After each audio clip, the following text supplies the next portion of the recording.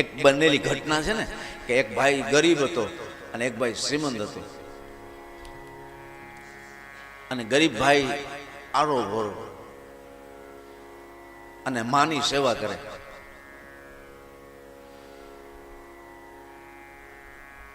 પણ એની પાસે વ્યવહાર હલાવવા પૂરતી સંપત્તિ ખરી. અને એક ભાઈ છે એ શ્રીમંત હતો, અતિ ધનવાન. એની પાસે બાગ બગીચા, ફાર્મ હાઉસ, દેશ વિદેશ ફરે. એક દી આ દેશમાં હોય, એક દી આ દેશમાં આવે. અપાર સંપત્તિ, ધનના બેસુમાર ઢગલા હતા. દુનિયાની સર્વશ્રેષ્ઠ હોટલ હોય એવો એનો રેસિડન્ટ બંગલો હતો. નોકર ચાકર હતા, બ્લેક કમાન્ડો રહ્યા હતા.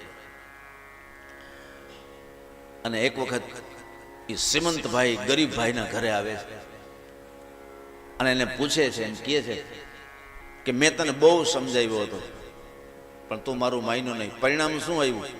આજ મારી પાસે ધન છે, દોલત છે, સોનું છે, ચાંદી છે, હીરા છે, માણેક છે. દુનિયા આખી મને ઓળખે છે. દરરોજ છાપા મારા ફોટા આવે છે.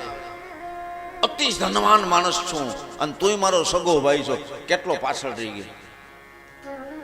તું મારા કયામાં નહોતો, મારી આજ્ઞાનું પાલન ન કર્યું. તારે મારે વ્યવહાર નથી. આજ તને ઠપકો દેવા માટે આવ્યો છું. આજ તારી પાસે શું છે અને આજ મારી પાસે શું નથી. એમ જ્યારે અબજોપતિ ભાઈએ નાના ભાઈના ગરીબના ફરિયામાં આવીને કીધું ત્યારે નાનો ભાઈ એ મોટા ભાઈને પગે લાગી અને પ્રણામ કરીને એટલું કીધું કે મોટા ભાઈ, તમારી પાસે ધન છે, દોલત છે, નામ છે, ઇજ્જત છે, દુનિયા આખી તમને ઓળખે છે, મને કોઈ ઓળખતું નથી. તમારી પાસે સંપત્તિ છે, બધું જ તમારી પાસે છે, પણ એનાથી વિશેષ કિંમતમાં જે મારી પાસે એક વસ્તુ છે એ તમારી પાસે નથી. ત્યારે મોટા ભાઈ કીધું કે શું તારી પાસે છે ને મારી પાસે નથી? કઈ એવી વસ્તુ તારી પાસે છે? ત્યારે એને કીધું કે અહીં જ ઊભા રહેજો. એ નાનો ભાઈ ગરીબ ઘરમાં જાય છે અને બુઢી માં હાથમાં લાકડી, વાળ સફેદ, એ દીકરો માનો હાથ પકડીને ફરિયામાં લઈ આવે છે. મોટા ભાઈને કહે છે, મોટા ભાઈ, આ જે મારી પાસે છે એ તમારી પાસે નથી.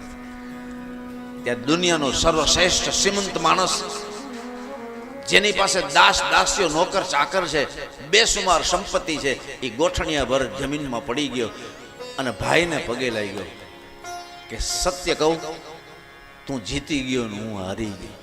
કેમ?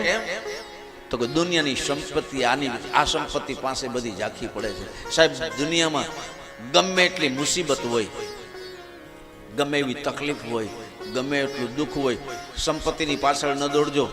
ભાઈ બટાઈ થાય ને ત્યારે સ્વાર્થ વૃત્તિ નહીં. એમ કહેજો કે મને થોડો ઓછો ભાગ મળશે તો ચાલશે. હું આ વાત કરું છું એ પ્રમાણે જીવો છું. મને ઓછો ભાગ હાલશે તો હાલશે, પણ મારા ઉપર એટલી કૃપા કરો, માને ને બાપને મારા ભાગમાં દેજો. મારે ન જોઈ ઓલો ભાઈ કે મારે ન જોઈ ઓલો ભાઈ કે મારે ન જોઈ, એમ નહીં, મને આપો. ભાઈઓમાં ઝઘડો હોવો જોઈએ પ્રેમનો, કે મા મારી સાથે રહેશે, મોટો ભાઈ કે મારી સાથે રહેશે, નાનો ભાઈ કે મારી સાથે રહેશે, બાપ મારી સાથે રહેશે. બે ઘટના મેં વાંચી, મારા આંખના ખૂણા ભીના થયા.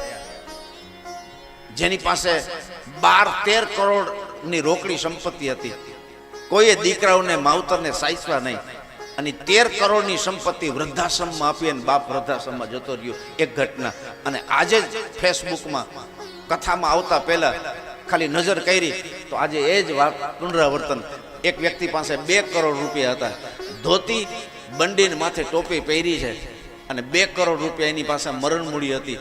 એ દીકરાઓએ ભેગું રાખવાની ના પાડી અને એ ઘરના પિતાએ 2 કરોડ રૂપિયા વૃદ્ધાશ્રમમાં આપીને વૃદ્ધાશ્રમમાં જતા રહ્યા. સાહેબ, રામ કે મારે સંપત્તિ ન જોઈ, ભરત કે મારે સંપત્તિ ન જોઈ. આ કથાનો હેતુ છે. કથા સાંભળ્યા પછી મોટો ભાઈમાં પિતા દેખાય, ભાભીમાં માં દેખાય, નાનો ભાઈ ભરત લાગે, આપણી મામાં ભગવાન દેખાય, આપણા બાપમાં ભગવાન દેખાય, અને પછી તો બધાયમાં ભગવાન દેખાય. સિયા રામમય સબ જગ જાની. આ કથાનો હેતુ છે. પરિવારમાં સંપત્તિ મળે કે ન મળે, પરિવારમાં પ્રેમ રહે. તમે ભેગા રહ્યો તો પ્રેમથી, અને જુદારીઓ તો પ્રેમથી, એક વ્યવસ્થાના નામે, પણ પ્રેમ ઘટવો ન જોઈએ. ઘરમાં રામાયણ હોવી જોઈએ, પ્રેમ હોવો જોઈએ. આજે હું સમાજમાં જોઉં છું, એકબીજા આવતા જતા નથી. હું લંડન આવી રહ્યો છું, 6 મહિના સુધી રોકાણો છું. ત્યાં મેં ઘણી કથાઓ કરી છે, ઘણા પ્રવચનો કર્યા છે. એકબીજાની ઘરે કોઈ આવતા જતા નથી. હું સમસ્ત વિશ્વની વાત કરું છું, એક યુકેની નહીં. કોઈ આવતા જતા નથી. ભાઈ ભાઈની ઘરે જતો નથી, બેન બેનની ઘરે જતી નથી, માવતર ત્યાં દીકરા જતા નથી, દીકરાઓ માવતર પાસે જતા નથી, મિત્ર મિત્ર પાસે જતા નથી. બધા લુખ્ખા થઈ ગયા છે, કોરા થઈ ગયા છે, બધાની આંખો કોરી થઈ ગઈ છે. સાહેબ, જીવન તો એવું જીવાય કે જેના મુખ ઉપર તેજ હોય અને આંખમાં ભેજ હોય એને ગલે લગાવાય. આ કથા તોડી નાખવા માટે છે અંદરના અહમને. માણસ આમ આમ તૂટી જવો જોઈએ કથા સાંભળીને. કોઈ સામે જોવો ને તો આંખના ખૂણા આપણા ભીના થઈ જાય. બધા એમાં પ્રેમ જ ઉભરાય, પ્રેમ જ ઉભરાય. બધા વાલા લાગે આપણે બધાને વાલા લાગીએ. એના માટે આ કથા છે. કથા જોડે છે. કલયુગમાં કથા કાળકા રૂપ છે, મહાકાળીનું રૂપ લીધું છે. અને આપણા અંદરના જે અહંકાર છે, ઈગો, અહંકાર, ઘમંડ, એને એ મારવા વાળી કાલકા છે આ કથા.